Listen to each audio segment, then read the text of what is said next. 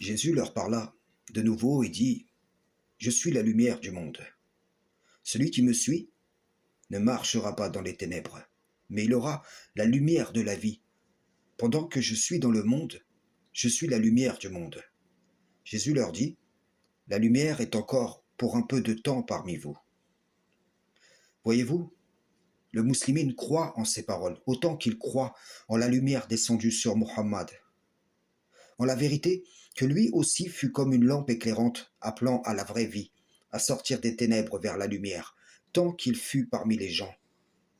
Au contraire des sunnites, des chiites, des chrétiens, des coranistes, kitabistes, pour qui les écrits ne sont que des outils dont ils usent au profit de leur cause trompeuse, le musulman n'entre pas dans la stérilité des débats sur la question de qui aurait incarné de la meilleure façon la voix du Seigneur par son comportement, cherchant par ce biais à élever un serviteur du tout miséricordieux au-dessus de l'autre. Le musulman croit en tous les messages, en tous les messagers, et s'efforce à les aimer de manière égale. Ceux qui, d'un camp ou de l'autre, aiment vraiment le Créateur, ne peuvent rejeter que chaque messager a appelé à une même voix. Quand le Messie dit « Tant que je suis dans le monde, je suis la lumière du monde », il dit « À sa façon, le Seigneur m'envoie pour vous faire sortir des ténèbres à la lumière. » Quand il dit « Je suis le chemin, la vérité et la vie », ceci est bien évidemment assujetti à la réalité qu'il a été la lumière du monde, tant qu'il était dans le monde. Comme les associateurs se référant au Coran ont rendu perpétuelle une obéissance temporelle, les associateurs se référant à l'Évangile ont rendu éternel ce qui était conditionné à la présence sur terre du Messie.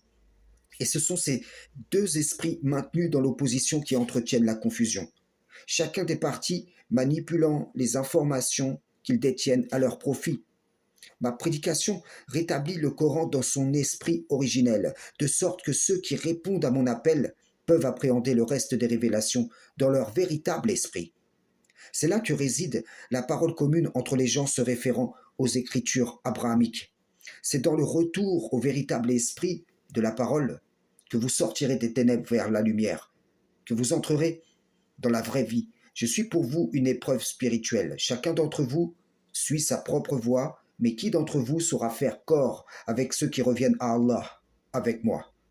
Qui d'entre vous saura entendre l'appel à la voix d'Allah au milieu de la multitude de voix qui en égarent ou qui trompent à son sujet? Frères et sœurs en islam, salam, shalom.